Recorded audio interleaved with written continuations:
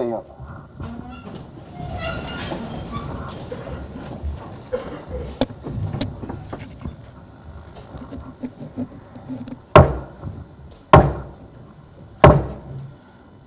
La séance est ouverte.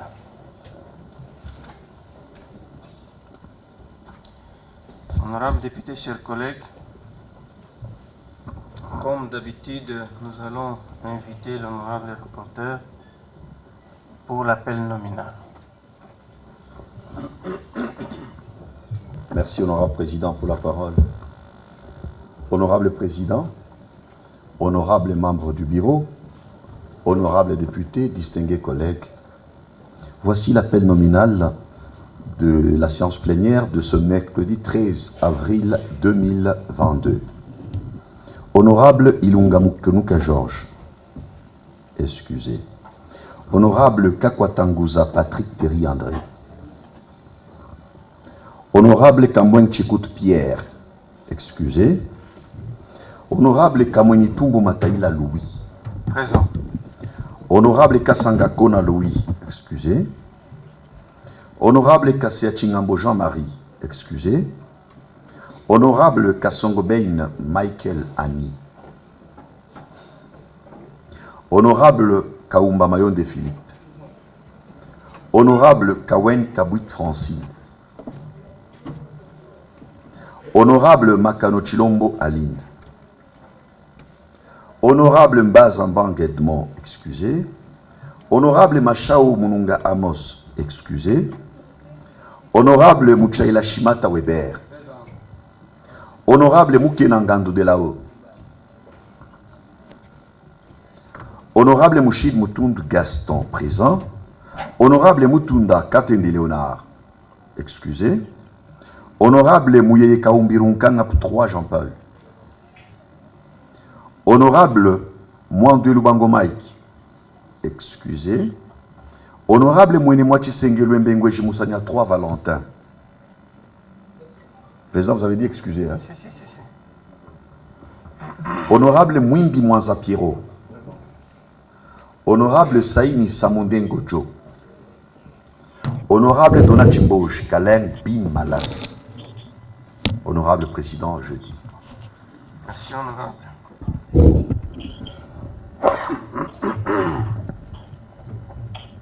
La liste des présences indique que 12 députés sont présents, 9 collègues excusés, un collègue absent. Quorum étant atteint, nous pouvons donc siéger et prendre les décisions qui entrent dans nos attributions. Voici comment se présente le projet de l'ordre du jour. 1. Adoption de l'ordre du jour. 2.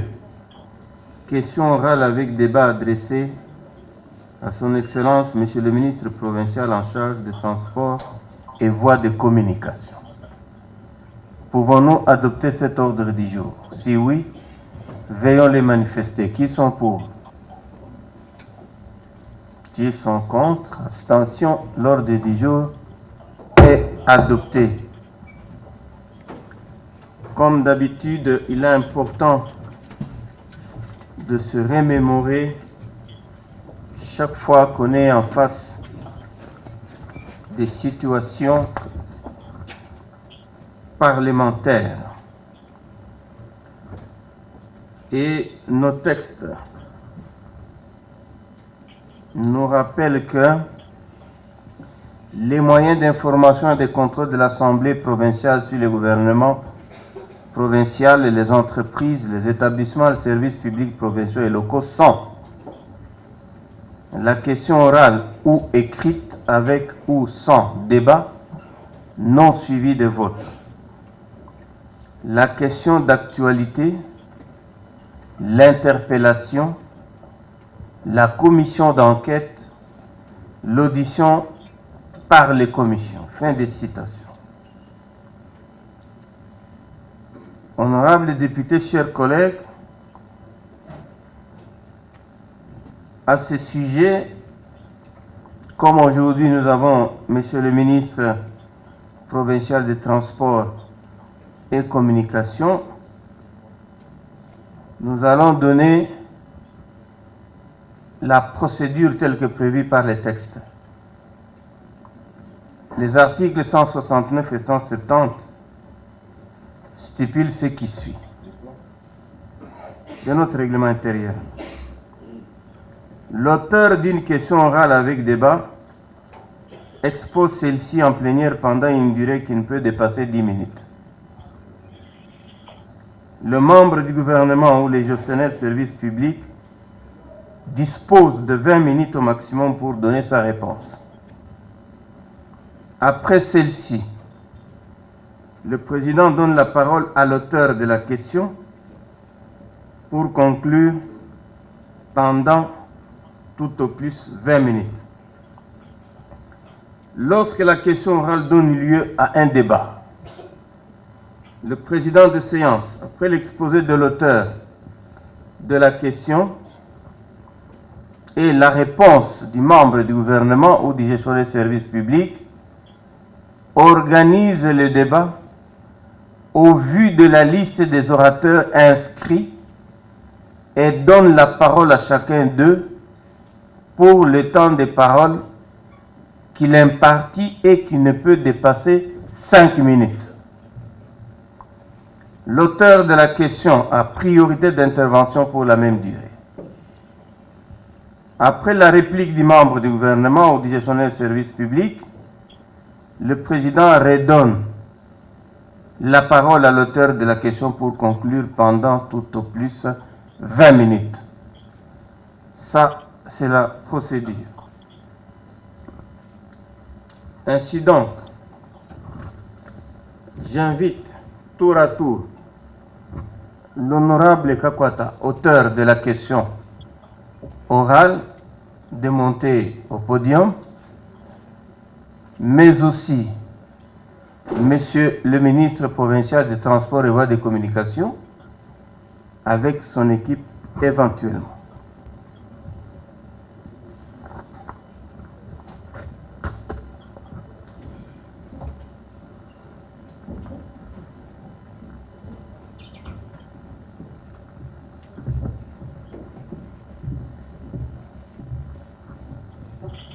Merci, Monsieur le ministre.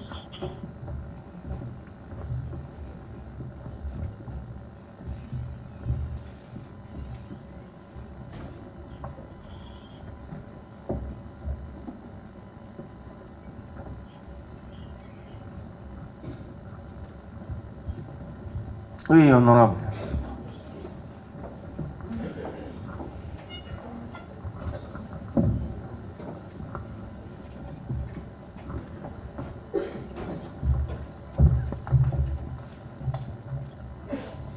Nous allons commencer par suivre la teneur de la question orale avec débat par son auteur.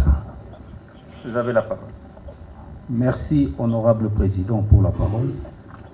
Honorable président, honorable membre du bureau, honorable député et représentant légitime de la province du Lualaba,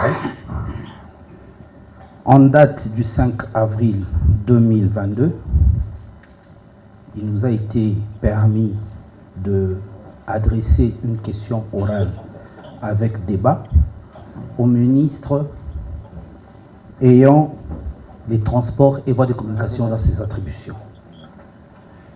Étant donné que nous devons respecter le règlement d'ordre intérieur, je ne suis pas permis de faire de commentaires si ce n'est de poser des questions.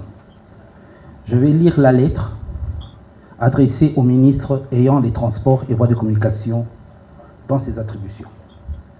Monsieur le ministre, en vertu des articles 138, 146, 147 de la Constitution du 18 février 2006, telle que modifiée à ce jour, et 158, 159, 160, 170 de notre règlement intérieur, je me fais le devoir de vous adresser une question orale avec débat.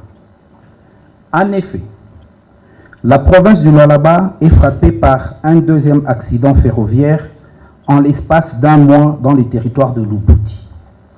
Le premier qui s'est produit le mois dernier au village Kitenta, à 19 km de Lubudi, a causé la mort de 73 personnes et 128 blessés. De ce qui précède, je vous pose les questions suivantes. 1. Comment avez-vous géré le premier accident?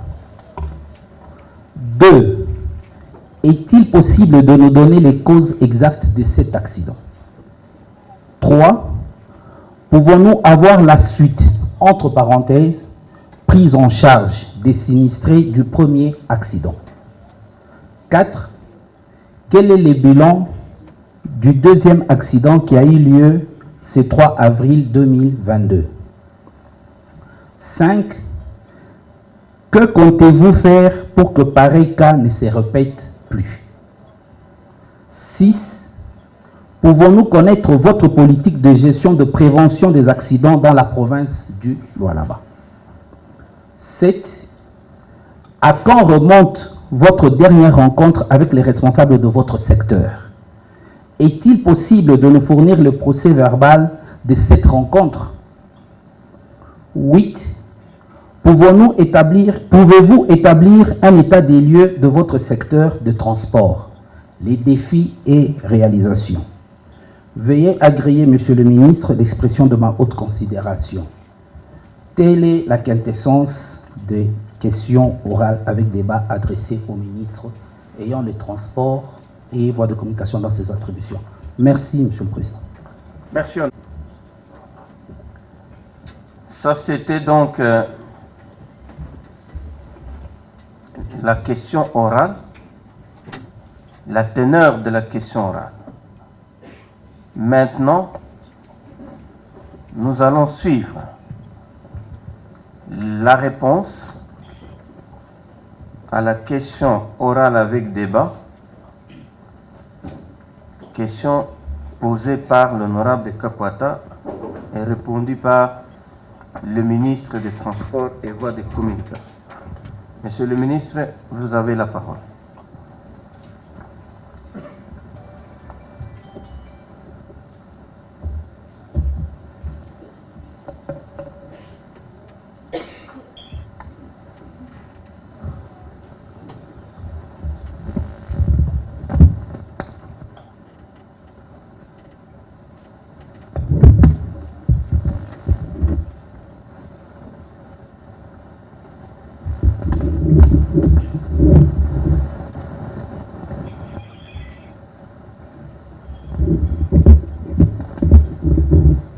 Vous avez la parole.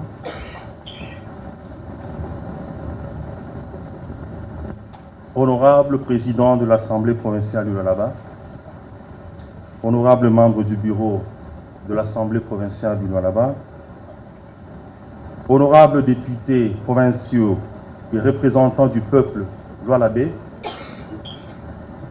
de prime abord, nous voudrions exprimer notre sincère et profonde gratitude à votre auguste Assemblée pour l'intérêt manifesté à l'égard de notre secteur de transport.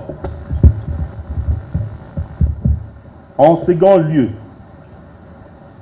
nous remercions vivement l'honorable Kapwata Nguza Patrick Thierry André, élu de Kolwezi, qui nous a adressé une question orale avec débat, nous offrant ainsi une opportunité pour éclairer votre auguste Assemblée sur les préoccupations qu'il a soulevées. C'est en effet avec plaisir et le sens du devoir qui nous anime que nous répondons ci-dessous à cette pertinente question soulevée par l'honorable précité qui s'articule autour de 8 préoccupations. 1. De la préoccupation portant sur la gestion du premier accident ferroviaire de cette année.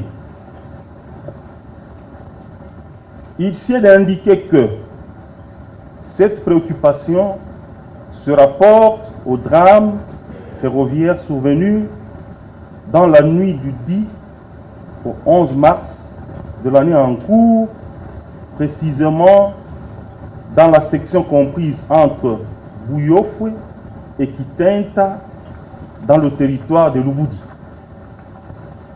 Un train marchandises avec une charge environ 439 tonnes et un nombre indéfini de passagers clandestins en provenance de Mweneditu, dans la province de Lomami, qui remorquait 14 wagons et une voiture, a connu un déraillement coûtant ainsi la vie de 73 compatriotes et 128 autres blessés, tous des passagers clandestins, ainsi que des dégâts matériels importants. Préoccupé au plus haut point par ce drame humanitaire, l'autorité provinciale a dépêché une délégation conduite par le ministre provincial de l'Intérieur et Sécurité avec sa suite des médecins de l'hôpital général de référence Mwangeji, des ambulances et corbillards, un camion de vivres et des kits de soins pour les rescapés. À l'arrivée de la délégation sur le lieu du drame, les compatriotes décédés étaient déjà enterrés par des secouristes dépêchés sur le lieu par l'administrateur du territoire. Parmi les 128 blessés, 26 étaient des cas graves, dont 15 avaient déjà été transférés à Luena pour des soins appropriés. 11 étaient encore à l'hôpital de Lubudi en attente d'un transfert. Ces derniers ont été transférés à l'hôpital général de référence Mwangeji. Les 102 autres blessés, dont le cas était léger, ont été pris en charge à l'hôpital général de référence de Lubudi avec l'accompagnement de votre gouvernement provincial qui a pris en charge toutes les factures des premiers soins de tous les blessés et a laissé une provision de fonds au dit hôpital pour la suite des soins. Le gouvernement provincial du Lualaba a en outre appuyé les blessés en leur apportant des vivres, farine de maïs, huile, conserve, sucre, thé, eau et lait. Le gouvernement provincial a aussi primé tous les secouristes qui étaient intervenus sur le lieu de l'accident ainsi que les médecins et infirmiers de Lubudi pour la promptitude dans la prise en charge des blessés. Il a été noté la présence de 6 enfants orphelins parmi les survivants. 2 de ces orphelins ont été récupérés par les membres de leur famille à partir de Lubudi.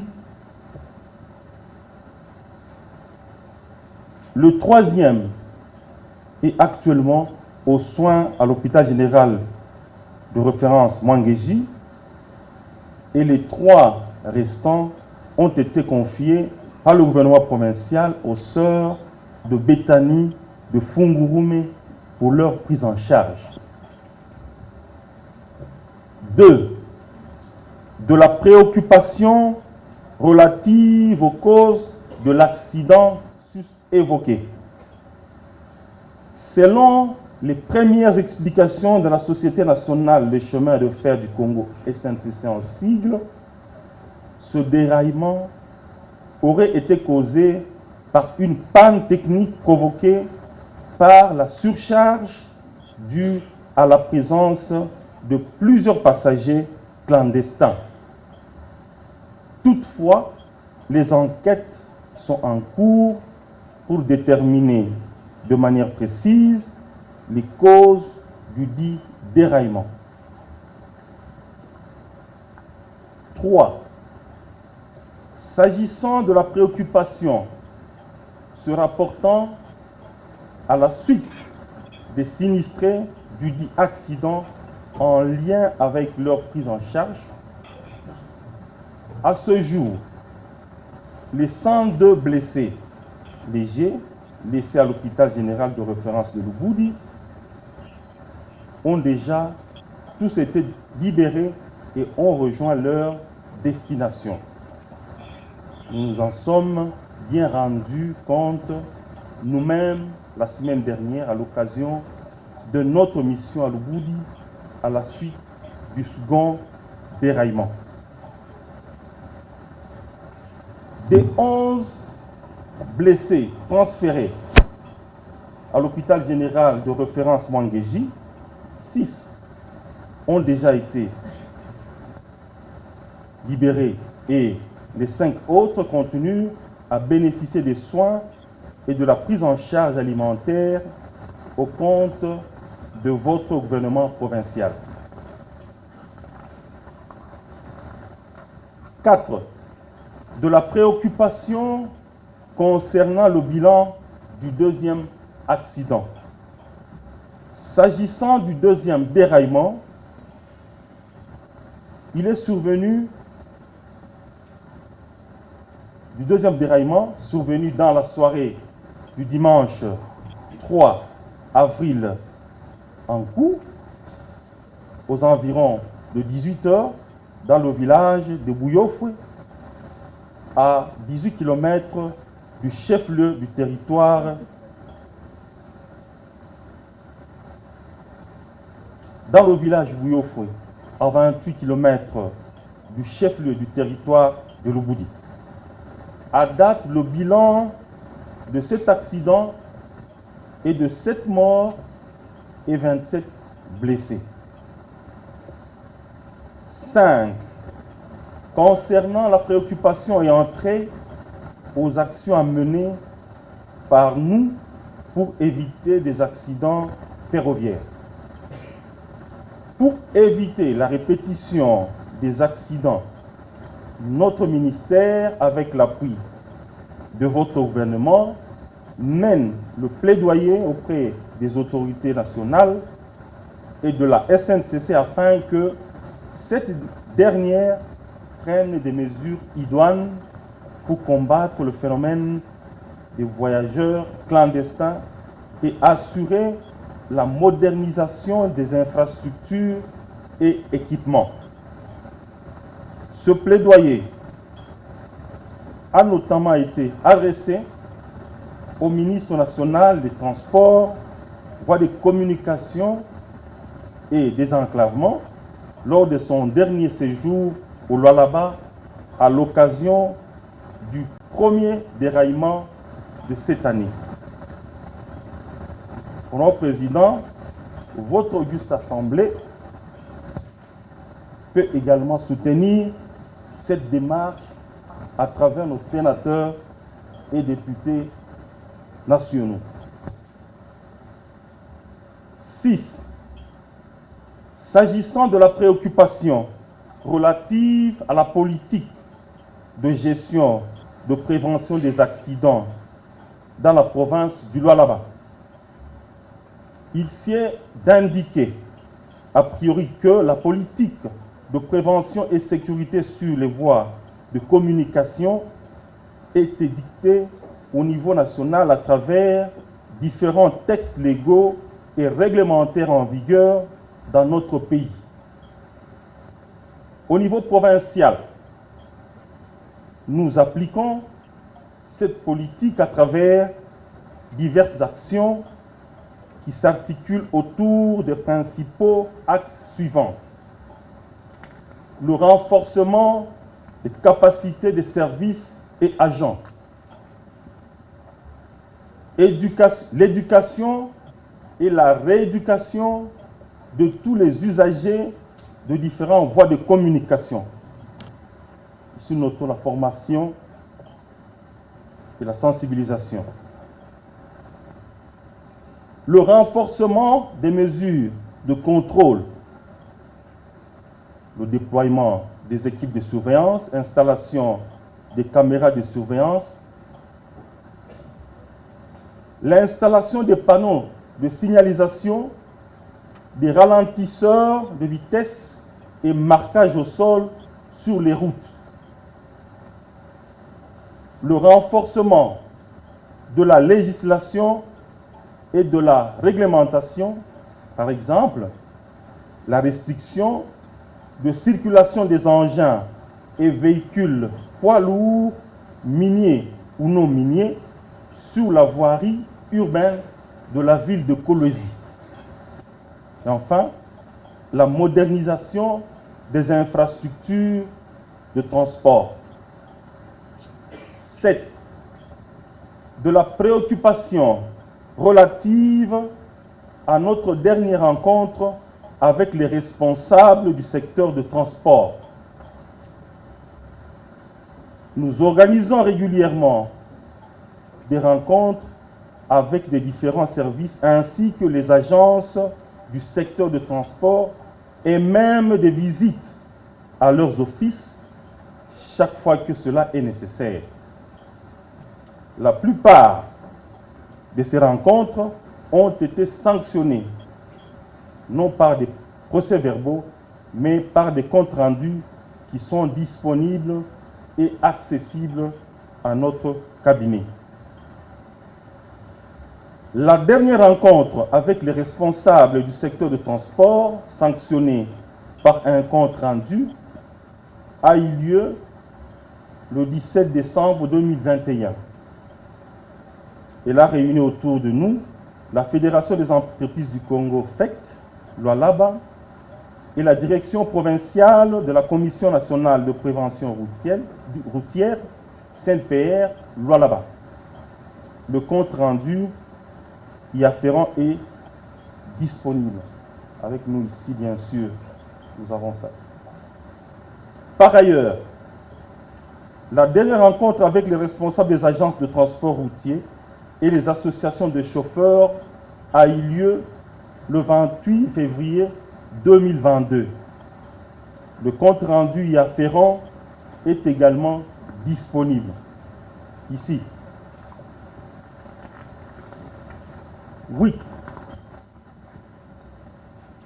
Enfin, pour ce qui est de l'état des lieux du secteur de transport, donc défis et réalisations, les défis majeurs du secteur de transport sont notamment la lutte contre les embouteillages et l'incivisme, la dotation de la province d'un aéroport moderne.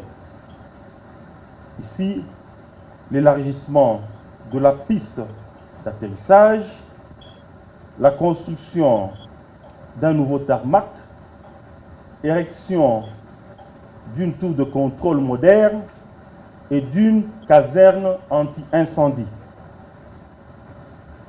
La modernisation du transport public. Et parmi les réalisations, il y a lieu de relever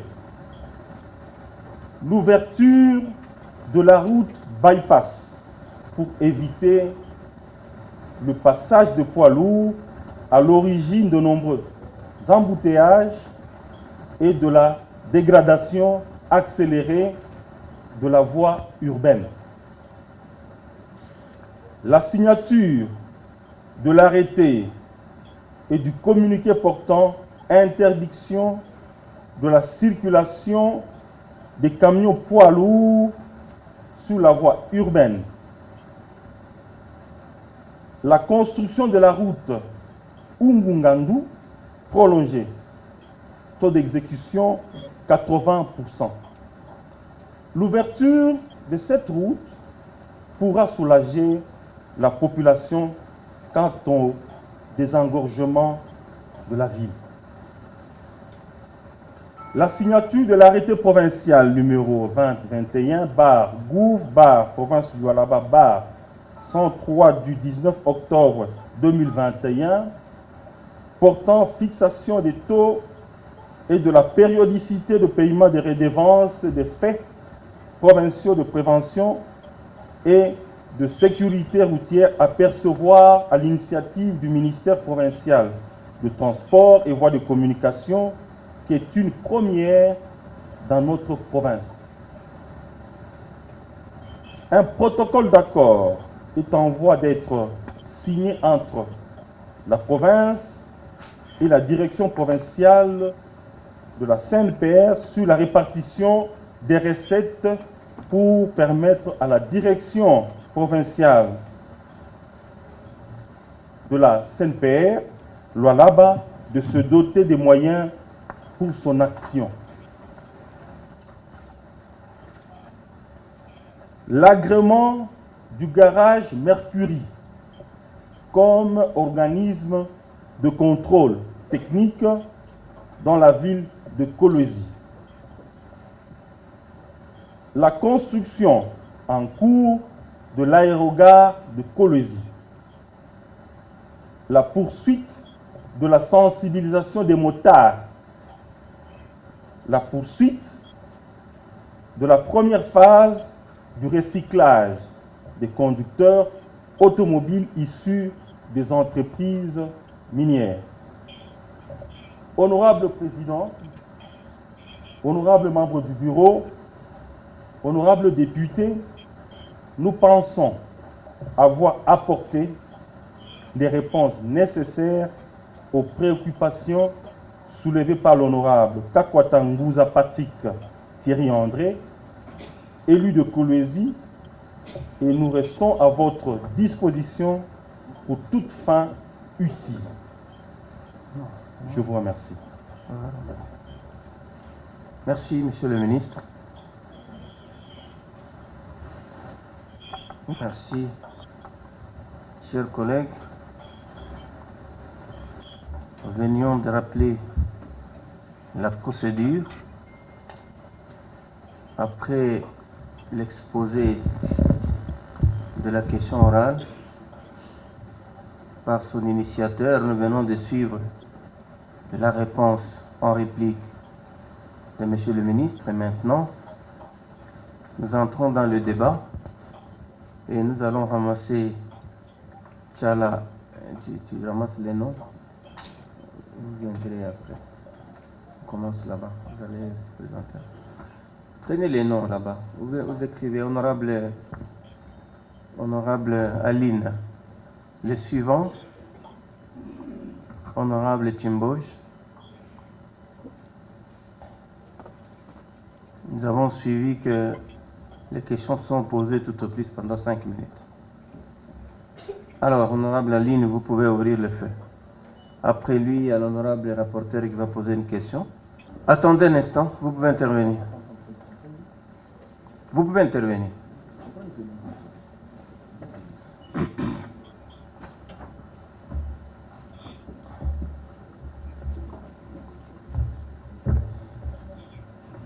Mes respects, honorable président, c'est juste par rapport à l'article 170, après les réponses du ministre, l'auteur de la question rouvre les débats, il rebondit et il reviendra pour conclure à la fin pour 20 minutes. Oui, c'est pour cela que vous êtes là.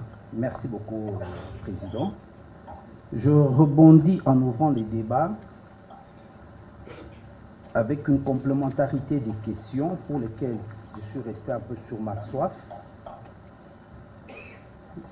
Celle de savoir,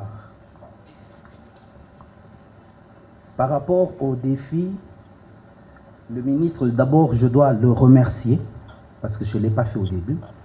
Je dois le remercier et dire qu'il a fait preuve d'un ancien parlementaire par la quintessence et la pertinence de ses réponses.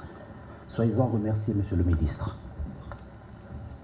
Alors, honorable président, à ce qui concerne les défis majeurs que le ministre a pu soulever, ma soif est restée: comment compte-t-il s'y prendre, parce que ce sont des défis. Il a juste énuméré les défis, mais il n'a pas dit comment est-ce qu'il compte s'y prendre pour les réaliser.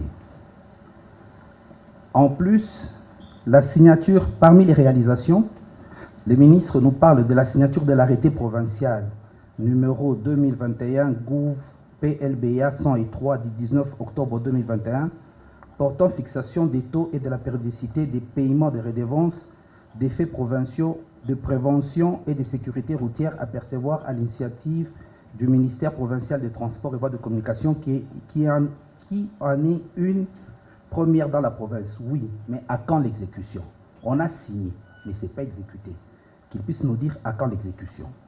Le protocole d'accord est en voie d'être signé entre la province et la direction provinciale de la CNPR. C'est quand? En voie d'être signé, mais on a besoin d'une précision. À ce jour, quel est le taux d'exécution des crédits alloués pour la prévention routière? Parce que nous avons quand même voté un budget ici, nous avons mis des crédits pour la prévention routière. À ce jour, à quel taux d'exécution que le ministre s'est déjà exécuté pour la prévention routière? Nous constatons une hausse de prix du transport en commun. Ces jours-ci, vous allez remarquer qu'il y a une hausse de prix du transport en commun et il y a anarchie. Chacun met son prix comme il le veut.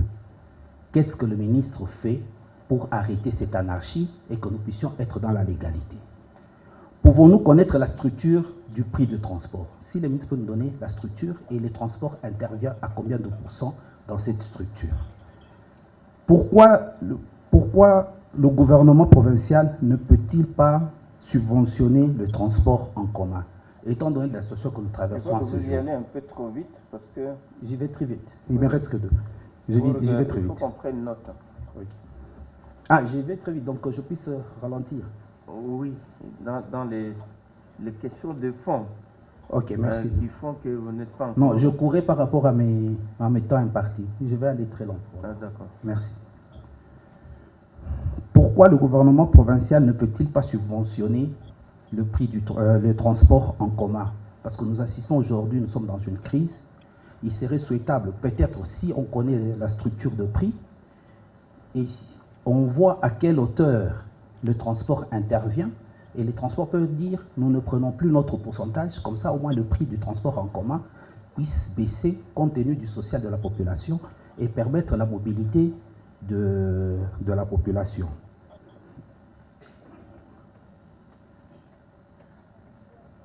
Nous avons connu dernièrement, c'est une question aussi d'information, nous voulons connaître, nous avons connu dernièrement un accident d'avion de Montjet. Qu'en est-il? Quelles sont les décisions prises par le ministère? Aujourd'hui, la ligne Kolwezi-Kinshasa est-elle fermée ou ouverte?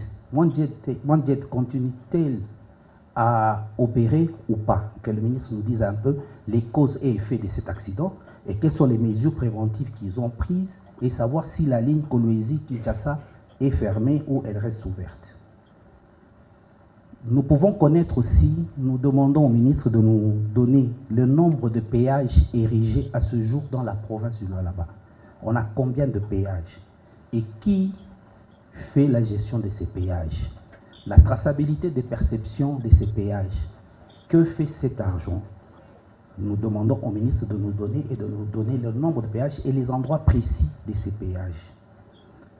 À ce qui concerne les voies et communications, étant donné que c'est le ministre ayant en charge les transports et voies de communication, nous avons aussi le problème de routes et dessertes agricoles.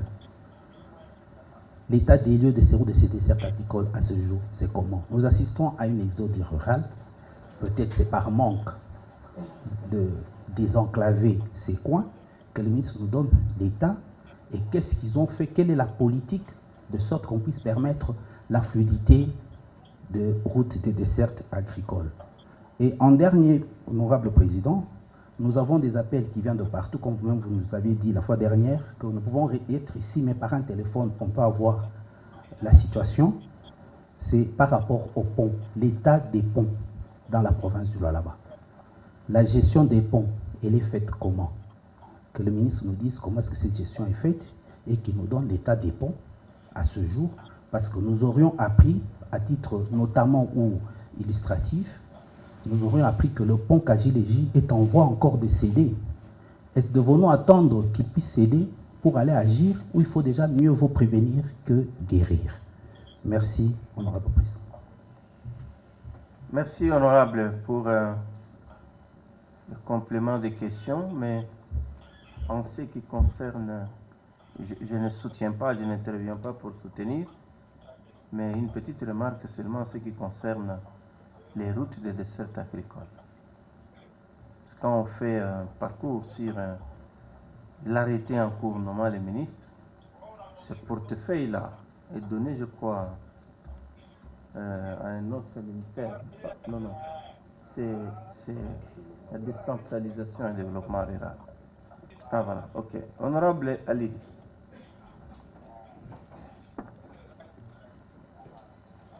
Après elle, honorable Chimboj.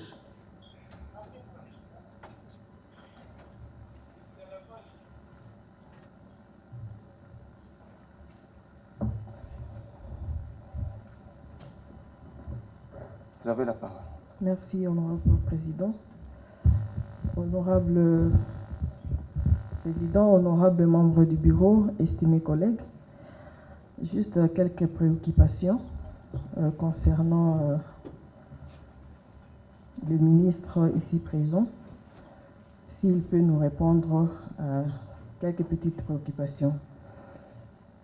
Je voulais commencer par demander, monsieur le ministre, il est vrai que les aérodromes et les aéroports sont de la compétence technique de la RVA, mais en province, il est sous votre supervision. Pouvez-vous nous faire un état des lieux des aérodromes dans les territoires, sans pour autant vouloir aborder la question de l'état de nos routes? L'accessibilité à nos territoires est devenue un casse-tête. Aujourd'hui, si l'autorité provinciale veut faire son itinérance, à défaut d'utiliser nos routes, il va vouloir prendre l'avion pour pouvoir arriver dans nos territoires. Est-ce que vous pouvez nous assurer que la vie de nos autorités sur nos aérodromes dans les territoires d'Ilolo, Kapanga, Boudi est sécurisée?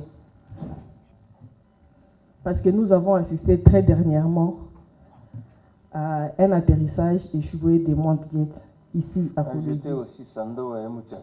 Sandoa et Mouchacha, Je connais désolé. la sensibilité de mon auditoire. Sandoa et Mouchacha, Kapanga partout.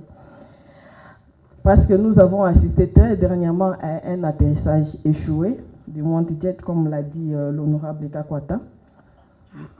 Ici encore, c'est mieux. Et dans nos territoires, s'il vous plaît, honorable, monsieur le ministre, est-ce que vous pouvez nous assurer et nous donner un état des lieux de nos aérodromes?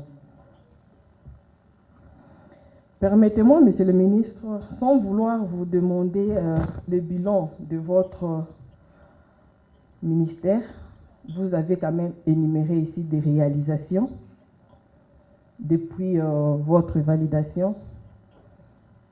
J'ai constaté que dans vos réalisations, vous parlez que des histoires des réalisations en ville, donc dans la ville de Kolwezi. Je ne sais pas si les autres l'ont constaté avec moi. Nulle part dans les réalisations, on a cité Mouchacha, Kapanga, Sandoa. Je vois que les artères des villes de Kolwezi, les arrêtés qui vont aider la ville de Kolwezi de se développer. Mais je vois, ce que j'ai constaté, c'est que la province d'Iloalaba s'appelle Kolwezi. Parce que je n'ai rien vu de réalisé à l'intérieur de la province.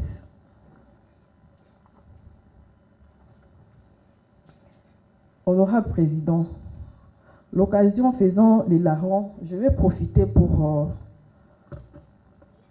poser une question au ministre des Transports. Monsieur le ministre, petit à petit, nous constatons que l'énergie, qui est votre département aussi, parce qu'on ne va pas faire encore une autre question orale pour vous faire venir ici, je vais profiter carrément. L'énergie qui est votre département souffre aussi de plusieurs problèmes, notamment la coupure du courant dans les territoires de Dilolo. Depuis plusieurs mois déjà, ces territoires est en souffrance avec le courant. Il y a coupure, il n'y a même pas de courant depuis plusieurs mois. Et l'économie est vraiment en baisse. Parce qu'il y a des commerçants, vous savez bien, il y a des commerçants qui utilisent que le courant en permanence. Mais maintenant, plusieurs mois que le territoire de Dilolo n'a pas de courant. Timing. Honorable Président, je Quand suis en vous train de intervenez, chuter. ne tenez compte de 5 minutes. Merci, Honorable Président. Apprenons à chronométrer. Et concernant les secteurs de l'eau, je vais me limiter par là parce que le président m'a demandé de me...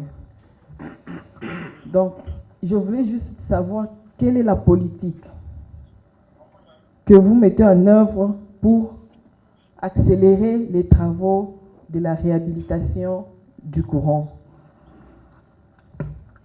J'ai vu que, parlant de l'accident ferroviaire de la fois passée, j'ai vu que vous avez dit qu'on a dépêché, l'autorité provinciale a dépêché le ministre de l'Intérieur, le ministre des Transports, le docteur et tout ce tralala, mais je ne vois pas là où les honorables députés ont intervenu. Pourquoi vous n'avez pas associé les honorables députés de ces contrées pour aller vérifier ensemble? Parce que je suis sûr que la population pose beaucoup de questions à leurs élus pour éclairer leur lanterne.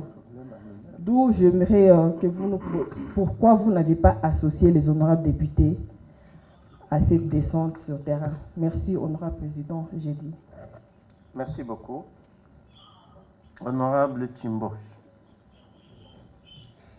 tenons compte du temps. 5 minutes.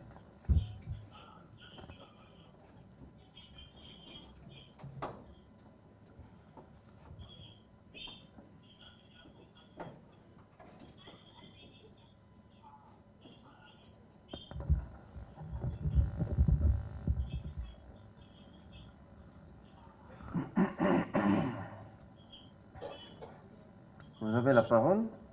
Merci de la parole, honorable président. Honorable président, honorable membre du bureau, distingués collègues, j'ai 4 questions, 4 petites questions à poser à son Excellence, Monsieur le ministre. Les questions, je les tire du vécu quotidien des Lois-Labé, parce que la question de la gestion de la SNCC, je constate que c'est Kinshasa. Monsieur le ministre, vous parlez de Ungungandu. Vous citez Ungungandu à la page 6, taux d'exécution 80%. Mais cette route-là, d'après ce que moi j'apprends, ça ressemble à de la mascarade, parce que on parle de 3 petits kilomètres et pour lesquels votre gouvernement travaille depuis plus de 6 mois.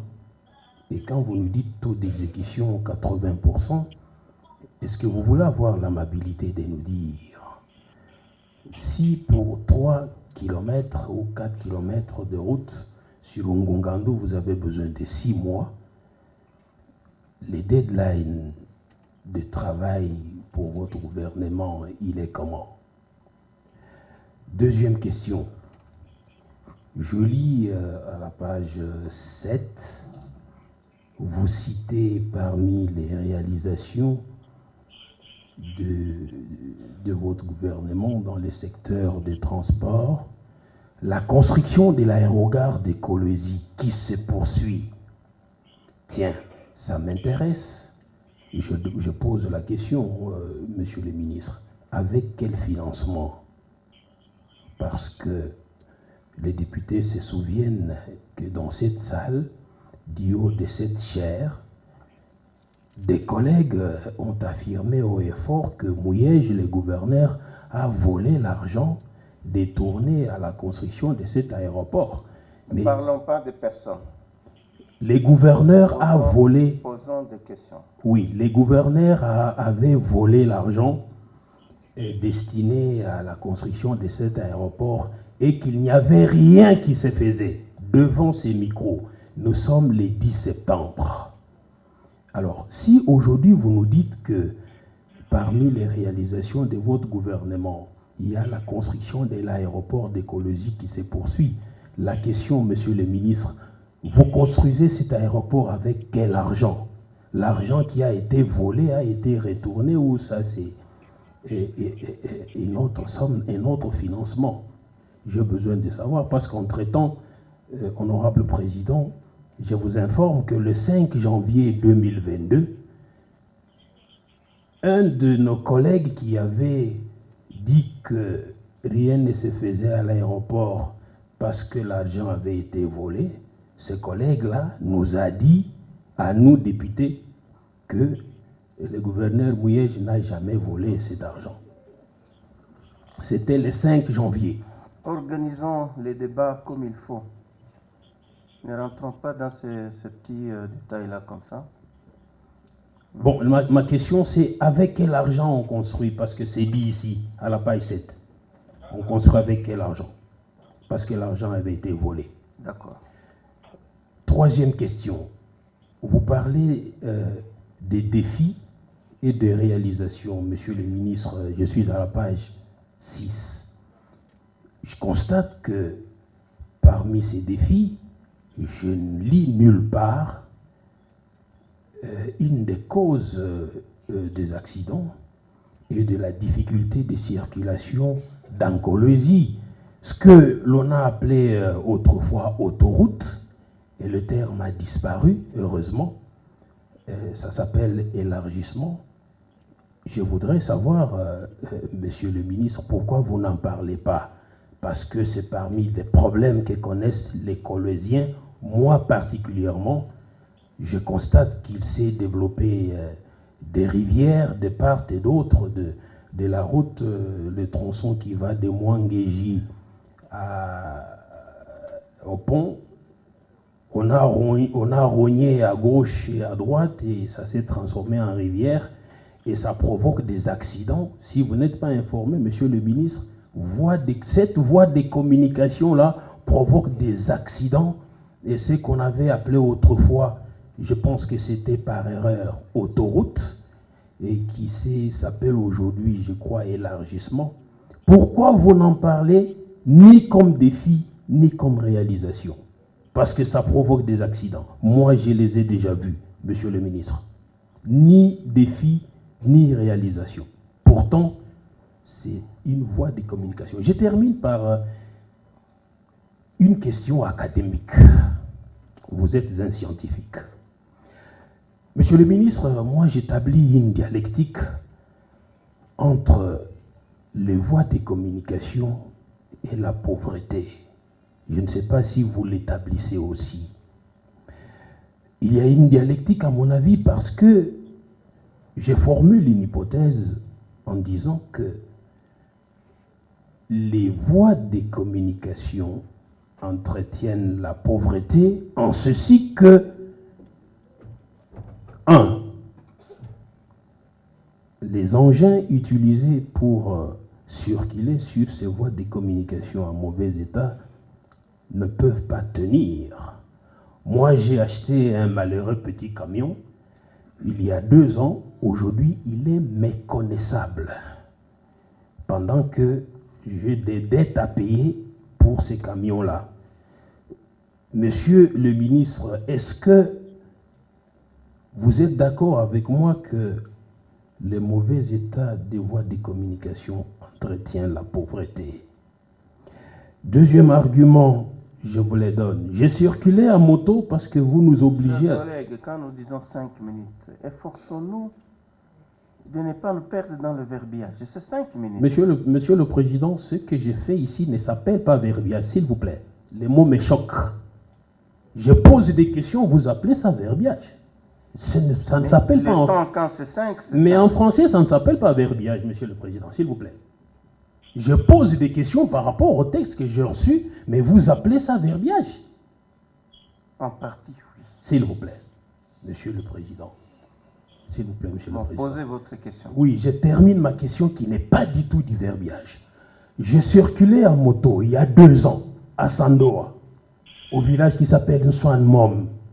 J'ai trouvé une demoiselle qui vendait un légume sauvage que nous appelons moulapalala.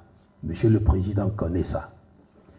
J'ai donné 500 francs à cette jeune fille parce que je voulais m'en procurer. Monsieur le Président, je n'ai pas su prendre dans mon petit sac la quantité de 500 francs parce que c'était trop. Alors, je m'imagine que par rapport à ma dialectique, si cette fillette-là avait la possibilité de venir vendre son légume à Kolwezi, elle gagnerait sûrement plus. Est-ce que, Monsieur le ministre, vous êtes d'accord avec moi qu'il y a une dialectique entre les voies de communication et la pauvreté? J'ai dit. Merci. Ça fait, en dehors de l'interpellant, ça fait déjà 3 questions. Le rapporteur, vous pouvez poser. On va s'arrêter par là d'abord. On va prendre une autre vague. D'abord, on va répondre à ça. Merci, honorable président, pour la parole. Honorable président, honorable membre du bureau, honorable député, distingués collègues, je souhaite, avant de commencer, m'adresser au professeur qui venait de contester votre intervention tout à l'heure. Selon les dictionnaires, Larousse, verbiage signifie abondance de paroles. S'il vous plaît. Et quand on a 5 minutes, vous abondez, c'est du verbiage, honorable président. S'il vous plaît, avançons. Nous continuons. Alors, voilà. Donc, honorable président, honorable membre du bureau, honorable député, distingués collègues, je m'en vais commencer par remercier Monsieur le ministre des Transports et Voies des Communications pour sa promptitude, surtout lui qui s'occupe des relations avec les parlements, parce que c'est un bel exemple, comme vous avez dit. Nous allons vous appeler souvent.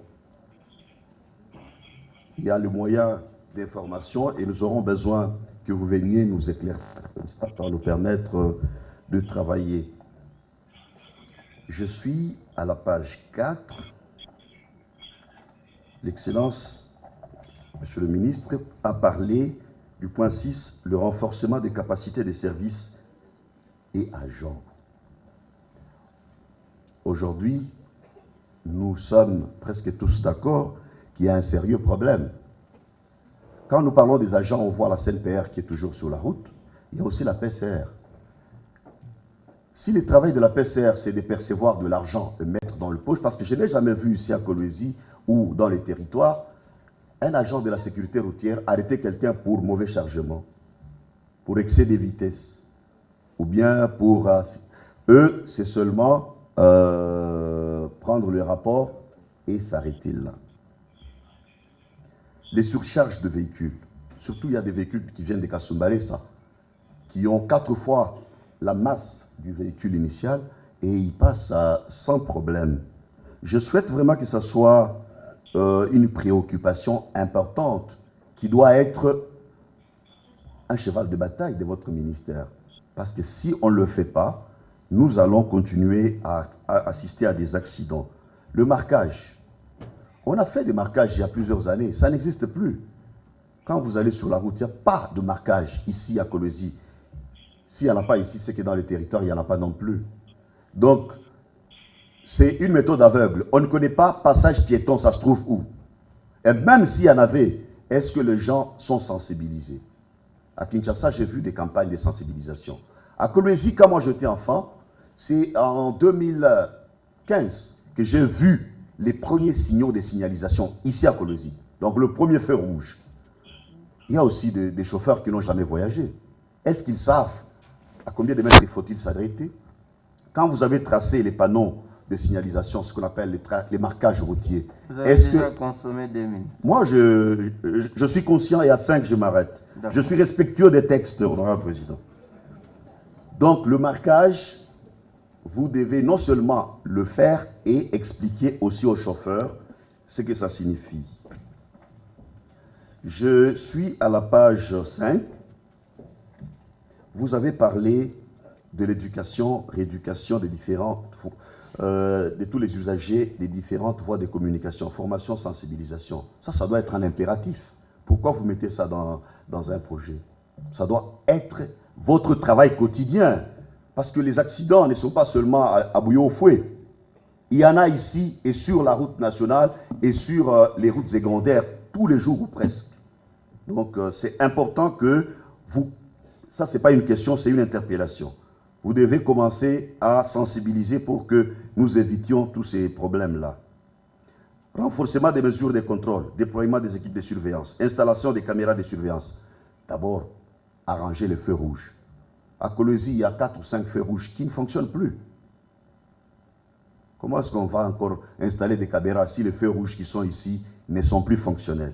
Commencez par les arranger. Ça coûte moins cher de réparer que d'installer. Quand vous aurez mis en service le feu rouge qui existe, alors vous pouvez en rajouter. Marquage ici, vous dites que vous allez marquer, mais nous voulons que ça vienne vite. Parce qu'il ne me reste pas beaucoup de temps. Je suis à la page 6. Point, premier tiré. L'ouverture de la route bypass pour éviter les passages de poids lourds à l'origine de nombreux embouteillages et de la dégradation accélérée de la voirie urbaine. Ce que l'honorable Donat Chimboge a vu, moi j'ai vu aussi, les camions poids lourds passent encore par la route nationale. Si vous allez à Mouangéji, vous les trouvez.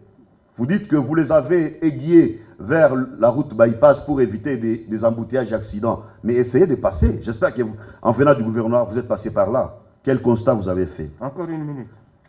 Oui, c'est 60 secondes, c'est suffisant. C'est suffisant pour moi. Et la dernière question, c'est la dernière page. Agrément du garage Mercury comme organisme de contrôle technique dans la ville de Colosie. Moi, je pense que, au lieu de donner ce travail à un privé, nous avons les instituts techniques. Le plus prestigieux de la République, je cite l'Institut technique Mutoshi, l'ITEM Manika. Pourquoi est-ce qu'on ne peut pas demander aux transporteurs de faire analyser, qu'on vérifie les véhicules à l'ITIMA ou à l'Institut technique Mutoshi que d'aller dans un garage privé? Vous allez me dire parce que ITEM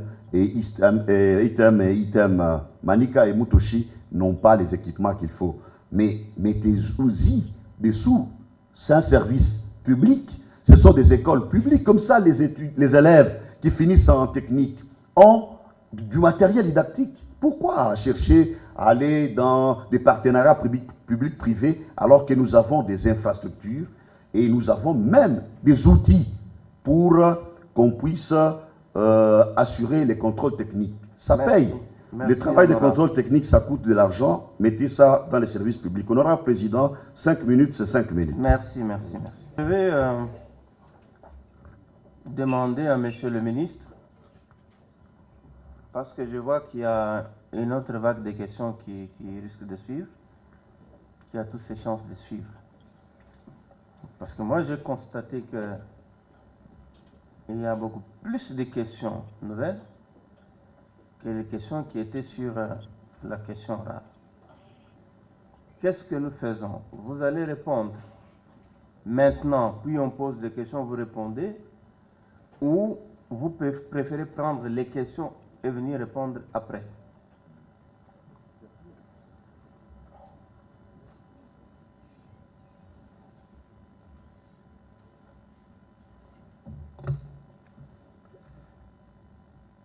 Oui, vous avez la parole. Merci, honorable président, de la parole. Personnellement, je suis très heureux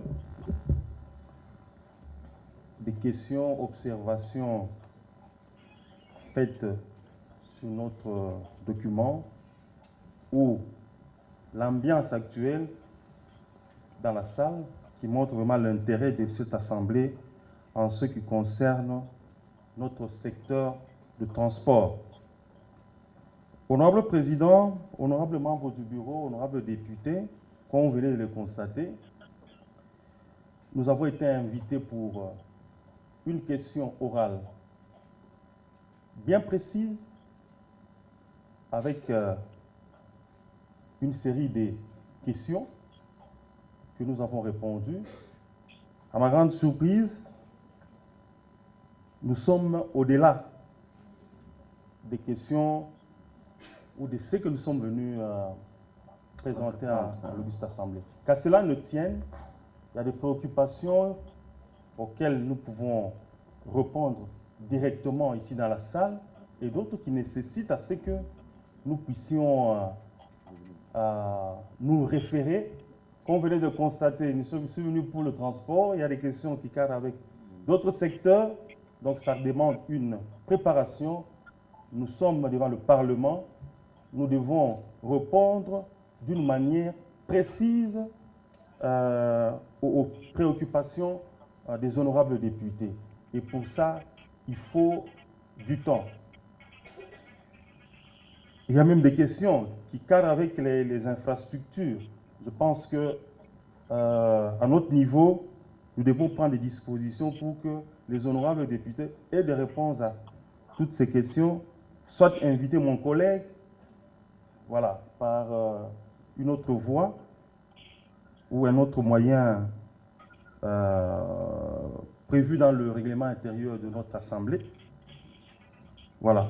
C'est, honorable Président, c'est de cette façon que je vois les choses. Je vous comprends. Oui. Je pense que c'est de votre devoir. Dans ce cas, je pense, avec l'autorisation de la plénière, nous pouvons continuer à ramasser les questions.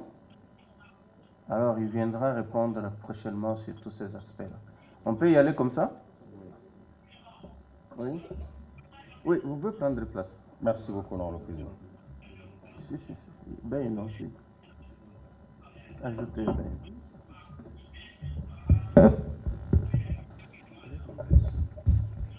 Honorable Président, honorables membres du bureau, estimés collègues, j'avais des préoccupations, mais je suis en train d'intervenir immédiatement là par motion de procédure. Honorable Président, vous venez de constater et de remarquer avec nous ensemble que nous avons débordé un peu notre thème et aussi les fonds de la matière selon la question adressée.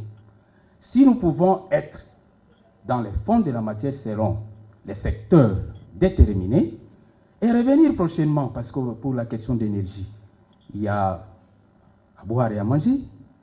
Pour d'autres questions aussi, parce que le ministre qui est devant nous ici est multisectoriel.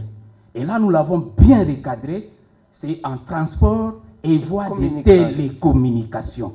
Voie de communication. Non, voie de communication, merci. Qu'on se limite là-bas. Les occasions sont là. Revenons, il va revenir. D'autant plus qu'il est charnière. Il est le cordon ombilical entre nous, le Parlement, et l'exécutif. Il nous sera toujours notre potentiel invité. J'ai dit honorable Président, pour la suite. Merci.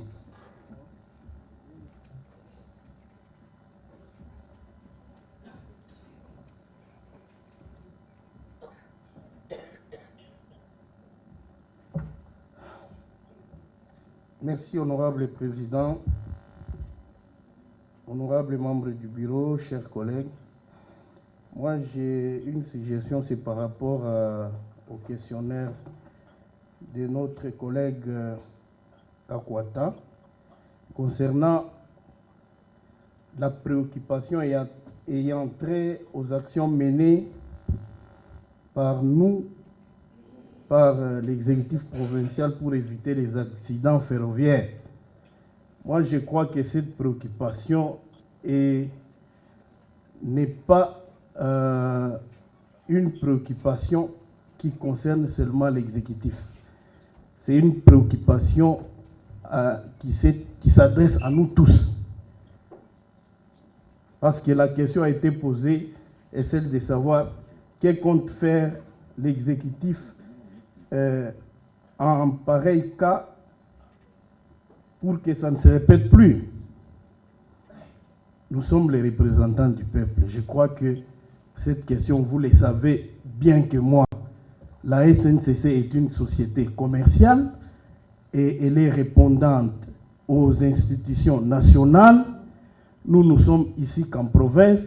Nous n'avons aucune injonction ou quelque chose ou aucun ordre à donner à cette société. Peut-être c'est des suggestions que nous devons donner à cette société pour qu'on redynamise la société, pour que les choses se passent bien. Alors, à mon humble avis, je voudrais demander à l'Auguste Assemblée si, dans les plaidoyers, nous pouvons créer une commission ou organiser une mission à Kinshasa pour voir les autorités, que ce soit le Sénat, l'Assemblée nationale, la société elle-même. Parce que celle-ci, c'est une société commerciale.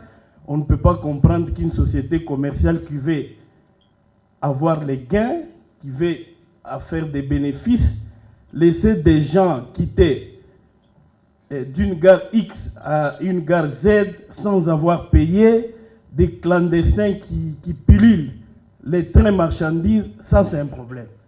Je crois qu'à notre niveau, en tant que province, nous pouvons aller faire des plaidoyers au niveau de Kinshasa comme assemblée, comme l'a fait notre collègue Kaseya.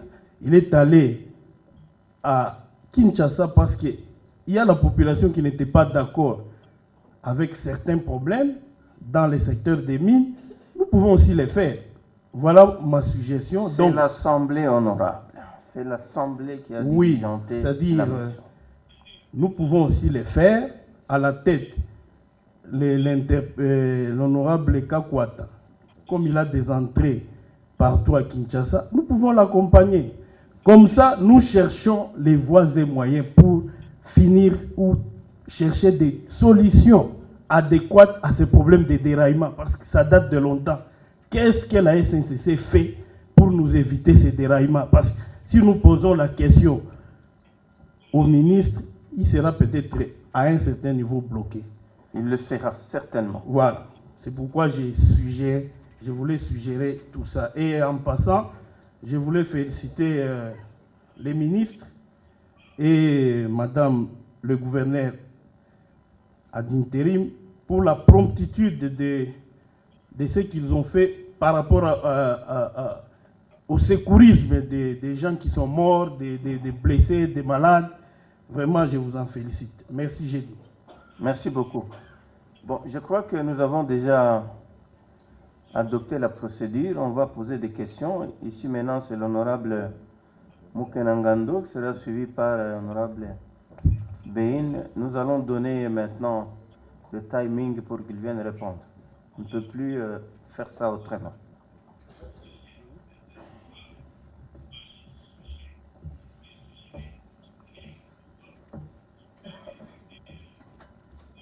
Merci, honorable président, de la parole m'accorder. Restons dans le contexte de la question orale. Honorable président, honorable membre du bureau, distingués collègues. J'ai à peu près 4 préoccupations concernant le ministère des Transports. Je sais que c'est un grand ministère et si on n'y fait pas attention, nous risquons d'emmagasiner beaucoup de choses en ce qui concerne les accidents, les embouteillages, ainsi de suite. Si nous remarquons par exemple le cas des Wewa, les motards, qu'est-ce que le ministre pense faire pour arriver à organiser ce secteur? Parce que les Wewa sont en train de devenir nombreux, pas seulement à Kolwezi, mais même dans nos territoires. Comment est-ce qu'ils pensent les organiser? Honorable, j'ai besoin d'une précision. Oui, honorable. Ils deviennent de plus en plus nombreux ou ils sont en train de devenir nombreux? Ils deviennent de plus en plus nombreux. Voilà. Alors, on ne sait pas comment est-ce que vous pensez les organiser parce qu'il se réveille le matin, il devient motard. Il se met sur la route, il ne connaît même pas les codes de la route. Et raison pour laquelle il y a beaucoup d'accidents sur la province. Alors, je ne sais pas comment est-ce que vous pensez les organiser. Et ce n'est pas seulement les organiser en ce qui concerne la circulation, mais vous n'avez pas parlé des recettes. Parce que les services, le ministère du Transport a besoin aussi des recettes. Nulle part on a parlé des recettes.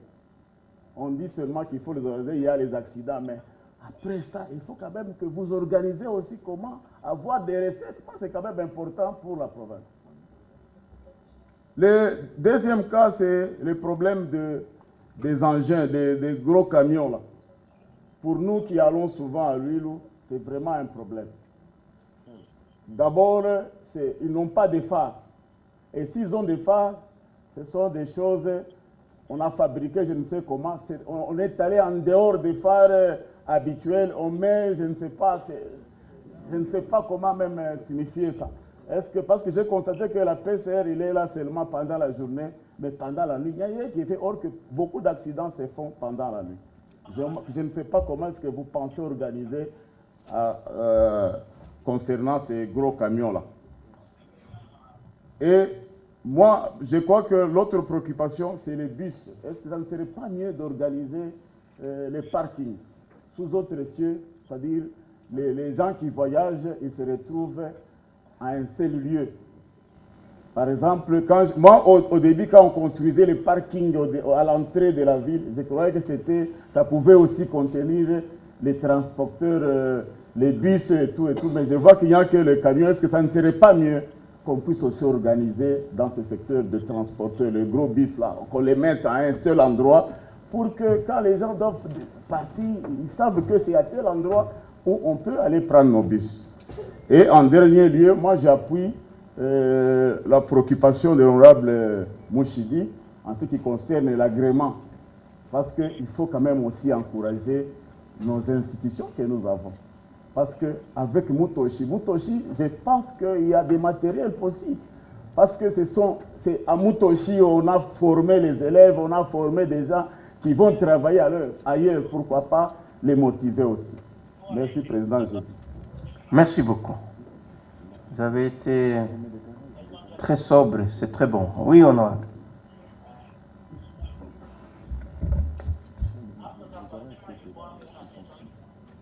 Le garage TP. Bon, c'est le garage.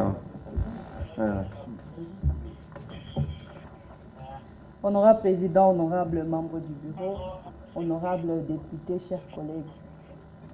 Je ne suis pas là pour une question, mais peut-être pour une petite contribution. Alors, je félicite d'abord Monsieur le ministre, parce qu'il a eu quand même le courage, il a eu à répondre à toutes les questions posées. Et ma contribution est sur la politique de la gestion de la lutte contre les accidents en province. Je crois que Honorable Delao a épinglé un tout petit peu tout à l'heure. Moi, je demanderai au ministre, parce que sur la page, je crois, 6 et 7, j'aimerais qu'il puisse ajouter d'autres traits en ce qui concerne les arrêts.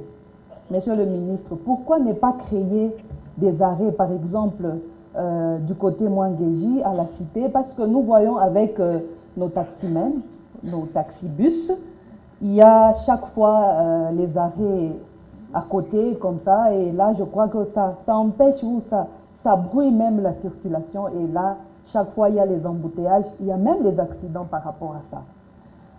Je vais aussi essayer de rafraîchir un peu la mémoire en ce qui concerne, je crois, c'est le parking, honorable Delao l'a dit, le parking à l'entrée de la ville.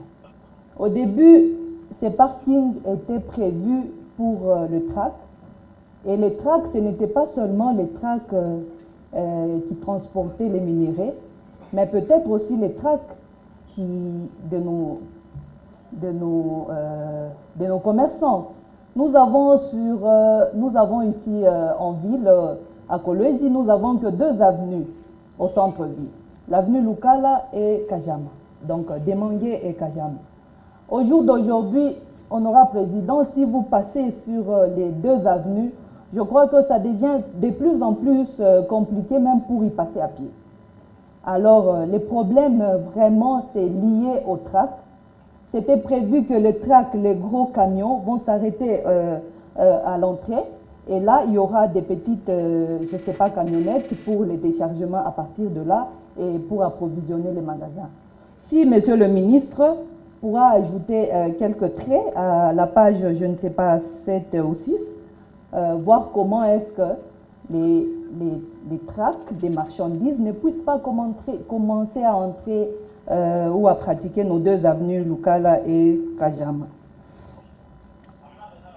Avec votre autorisation, Président, je voulais anticiper un tout petit peu en ce qui concerne l'électricité. Vraiment, je m'excuse. Moi, je demanderais, si c'est vraiment possible, nous avons que le Lualaba comme province. Nous sommes bel et bien les bailleurs de notre province. Bien même que les miniers payent des taxes, nous n'allons pas non plus accepter qu'ils payent les taxes, ils nous payent le loyer, mais ils n'entretiennent pas leurs parcelles. Je demanderai en ce qui concerne l'électricité, si on peut, ensemble avec les miniers, avec la société d'électricité, ça veut dire la SNEL, ainsi que le gouvernement, si on peut se mettre ensemble pour voir comment créer des sous-stations. On peut créer des sous-stations dans des villes ou dans des cités nouvellement alloties. On peut créer, comme on est en train de le faire au niveau du tunnel, on peut créer des sous-stations. Là, je crois que ça pourra peut-être un tout petit peu essayer de pallier à la situation de coupure à gauche, à droite, honorable président. Parce qu'au jour d'aujourd'hui, bien même que nous avons une fois demandé à ce qu'il y ait décentralisation, il y a de ces institutions-là qui ne sont pas décentralisées. Aujourd'hui, la SNLC a coupure. S'il y a quoi que ce soit, nous devons faire recours, je ne sais pas, Lubumbashi, Likasi, Kinshasa, pour que nous puissions être secourus. Par contre, si nous avons nos sous-secteurs, nos sous-stations, nous-mêmes, nous saurons savoir quel bouton appuyer pour que nous puissions ensemble peut-être commencer à pallier à la situation d'électricité. J'ai dit, Président. Merci beaucoup.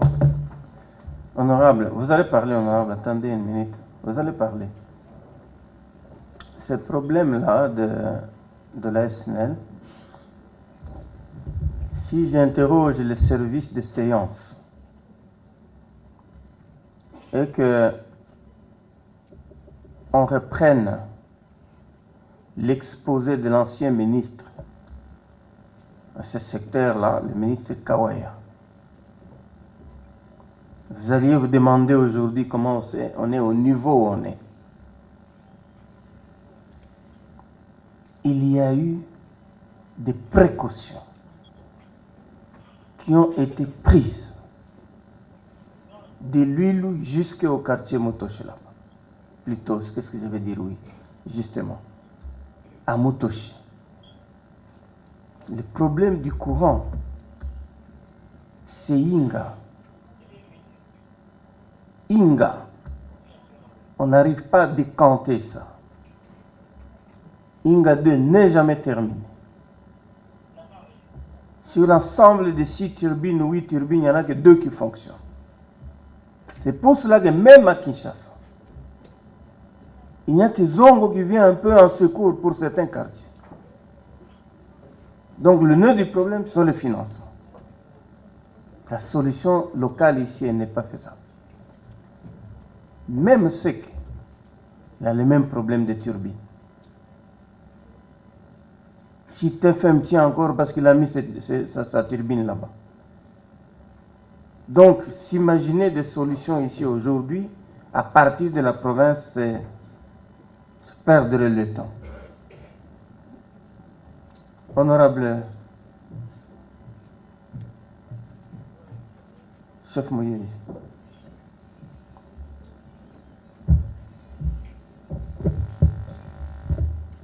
Vous avez la parole. Honorable Président, honorables membres du bureau, estimés collègues, je tiens à remercier d'abord son Excellence le ministre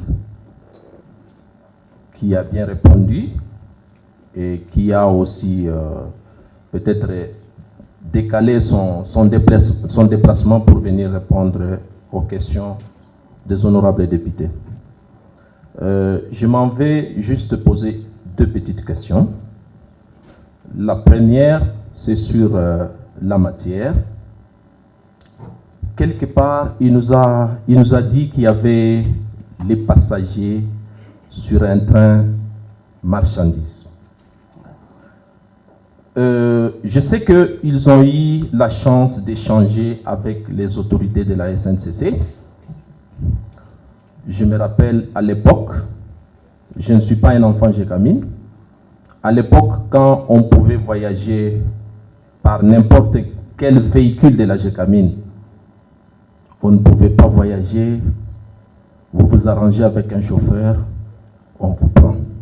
On allait toujours s'adresser soit à la GI et on s'arrange, on voyage. Mais est-ce que Son Excellence peut nous donner la réponse des autorités de la SNCC?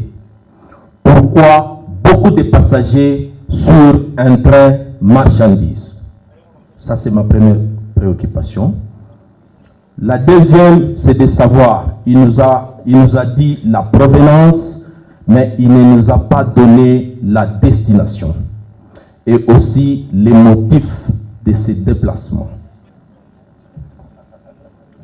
La deuxième question, c'est juste de savoir, quand vous allez vers la ville de Fungurume, avant d'en arriver, il y a, je pense, une dizaine de kilomètres. Je ne sais pas si vous pouvez m'autoriser, on peut parler du morcellement de la nationale. Quelque part, il y a une déviation. On a morcelé la nationale par une société. Je ne sais pas si, peut-être les professeurs peuvent nous le dire, si on peut aussi dire le morcellement de la nationale. Qu'on nous dise pourquoi on a morcelé cette nationale. Et ils peuvent aussi nous dire pourquoi cette société s'est installée juste à côté de la nationale. Parce que la qualité, si vous voyez cette petite route de déviation, on ne l'a pas bien réhabilitée. Et chaque fois quand on y passe, on a tendance comme si on était sur une route à terre battue. Comme c'est le ministre qui est à charge de la voie de communication, je suppose nous pouvons ne fût-ce qu'avoir une réponse appropriée. J'ai dit, Monsieur Honorable Président. Merci. Vous avez une autre question à poser? Venez.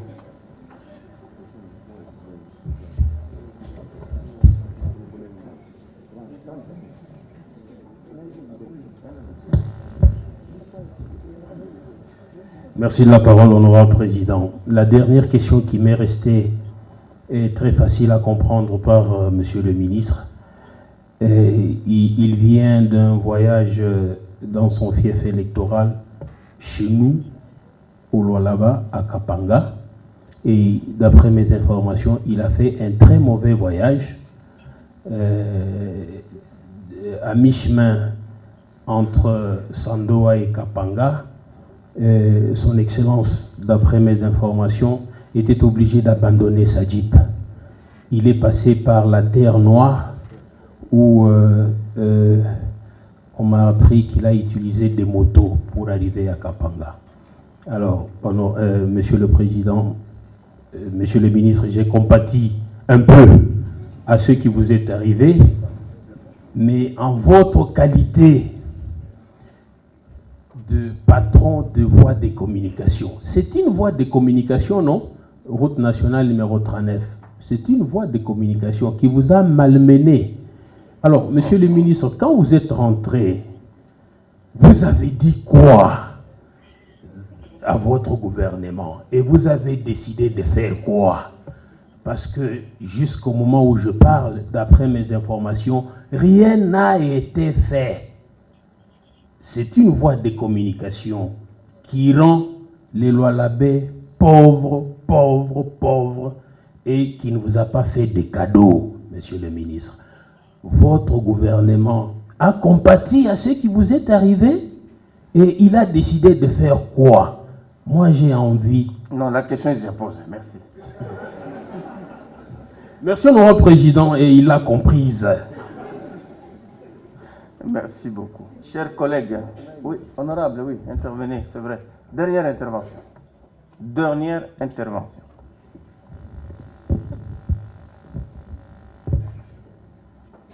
Merci, honorable président, honorable membre du bureau, chers collègues. Je voulais rétorquer, je ne voulais pas dédouaner les ministres, mais je voulais rétorquer à la question de l'honorable Mouyeye. Parce que quand nous posons des questions, il y a des questions qui ont trait à notre province et des questions, d'une manière générale, des questions nationales. Quand vous voulez poser une question au ministre et savoir s'il veut vous donner la réponse, de savoir comment il peut régenter la circulation des gens là, c'est pas quand même correct. Parce que lui ne peut pas savoir les gens qui quittent d'un point X à un point Y, comment il peut les... Cette question-là me paraît quand même un peu compliquée parce que si je suis dans la Constitution, à l'article 30, qui stipule ceci, toute personne qui se trouve sur le territoire national a le droit d'y circuler librement, d'y fixer sa résidence, de les quitter et d'y revenir dans les conditions fixées par la loi. Aucun Congolais ne peut être ni expulsé du territoire de la République, ni être contraint à l'exil, ni être forcé à habiter hors de sa résidence habituelle. Donc, je voudrais dire que cette question, les ministres ne sauront pas vous répondre. Parce que ce sont des Congolais qui se déplacent. Peut-être la question aura sa quintessence, c'est de savoir si c'est de savoir comment les gens prennent ces transports, parce qu'il y a beaucoup de clandestins. Comment la SNCC peut régenter cette situation-là. Mais pour demander comment les gens ont pris les trains et ils allaient où, ça c'est difficile. Les ministres ne peuvent pas répondre à cette question-là. J'ai dit. Merci beaucoup, honorable. C'est un joli débat. Il est plus qu'intéressant, vraiment. Et là aussi, vous savez, quand on lit nous lisons cet article 30. Non, pardon. C'était la dernière intervention. Il y a un élément que nous taisons expressément. Dans les conditions fixées par la loi. Où est cette loi-là? C'est cette loi organique qui manque dans ce pays. Et on ne veut même pas toucher à cette loi-là. On veut divaguer à partir des textes constitutionnels. Ce n'est pas correct. Honorable, quand vous allez partir, touchez ce problème-là. La loi là. Chers collègues, nous avons entendu l'honorable Mouyeye nous dire que le ministre a décalé son déplacement, c'est vrai, parce que j'ai été avec lui hier. Je le recevais au bureau dans le cadre de la santé avec la division de la santé. Il devait voyager aujourd'hui pour une autre émission. Avec votre accord, je vais vous proposer que le ministre vienne répondre mardi prochain. Est-ce que nous sommes d'accord avec ça? Qui sont pour mardi? Voilà. Acceptez, monsieur le ministre, nous vous attendrons mardi à 14h. C'est son anniversaire. Ah, il nous amènera la bière ici. D'accord. Donc ici, la séance est suspendue pour mardi. La prochaine séance vous sera communiquée par, comme d'habitude, par la même voie.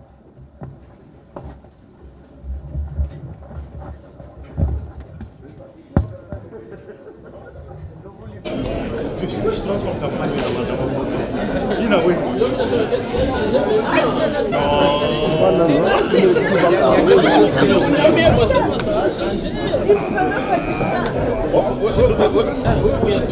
Qu'est-ce qui a changé?